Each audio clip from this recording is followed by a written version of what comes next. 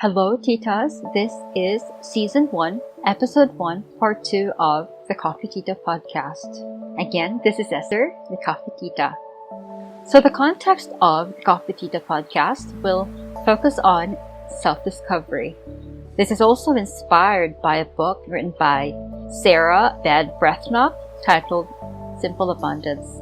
So there is a quote in the book by Margaret Young that says, "Often people tend to live their lives backwards. They try to have more things, more money, in order to do more of what they want, so that they will be happier. The way it actually works is the reverse. You must first be who you really are, then do what you need to do in order to have what you want." The need to get to know ourselves is a crucial point. We grow up being influenced by our family, our environment, our friends, our loved ones, thinking that that's enough, that going to school, getting that education, finishing the degree, landing our dream jobs sets us for life. Well, it does, but actually there's so much more. We actually get to the point where we still have to question ourselves deep down. Questions such as, is this all there is to life? Is this all I want out of life? Am I happy with this life? A lot of the questions we ask ourselves within our lifetime focuses on getting to know ourselves. This is because self-knowledge or self-awareness serves as our guide to better define our boundaries, our limits. But more than that, self-knowledge is what pushes us to go beyond, to follow what's in our hearts, our dreams, and our aspirations. It is understandable that a lot of young people struggle about self-identity. In Maslow's hierarchy of needs, self-actualization is at the top of the pyramid and comes late in life. But if we are mindful enough, we can ask the right questions, we can get to know ourselves better and faster than most people can.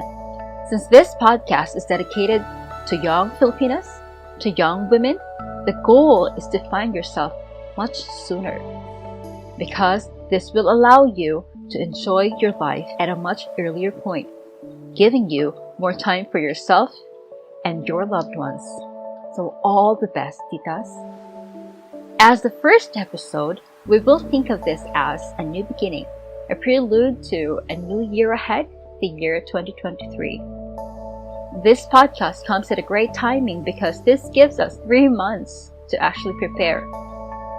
The year 2023 will become a year full of possibilities and bright new chances for all of us.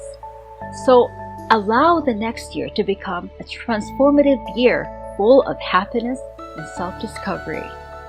There is a quote by Zora Neale Hurston that says, "There are years that ask questions and years that answer."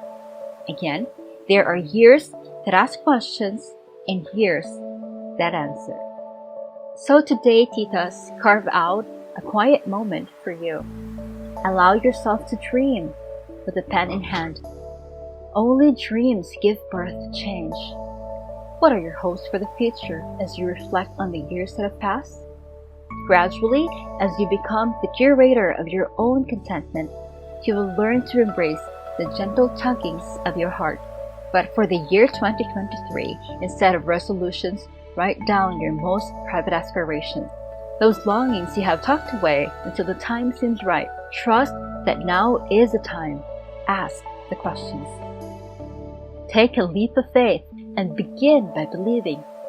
Believe in yourself and believe that there is a loving source, a sower of dreams just waiting to be asked to help you make your dreams come true. So let's go to the questions.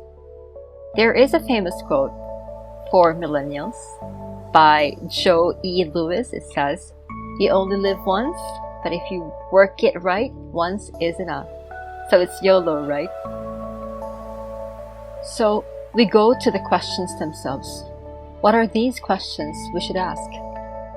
How often in the past have you turned away from all that is unresolved in your heart because you feared questioning?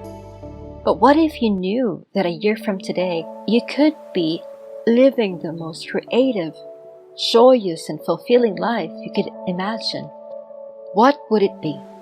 What changes would you make? How and where would you begin? Do you see why the questions are so important?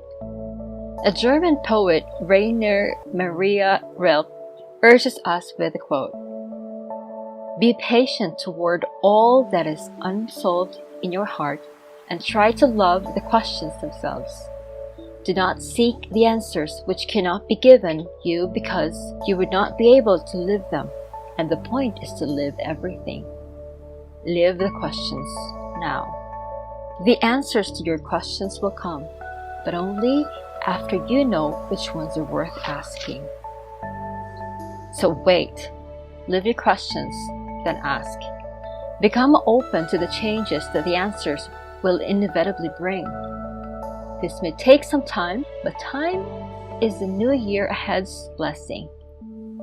The next year will be 365 bright mornings and starlit evenings, 50 promising weeks, 12 transformative months full of beautiful possibilities."